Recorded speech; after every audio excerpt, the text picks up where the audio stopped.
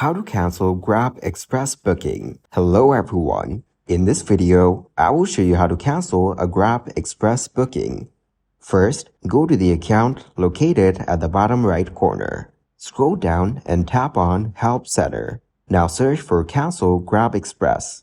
In the search results, tap on Can I cancel my Grab Express delivery?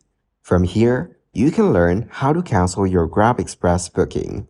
As you can see, if your delivery partner asks you to cancel the booking, you are under no obligation to do so. Delivery partners are not encouraged to cancel on bookings they've accepted, except in an emergency.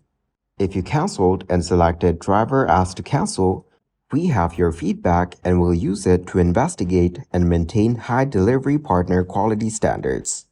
If your booking was canceled or unallocated, rest assured that you will not be charged for the booking.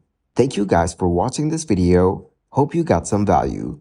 Make sure to like the video and subscribe to the channel to get notified of new videos. See you in the next one.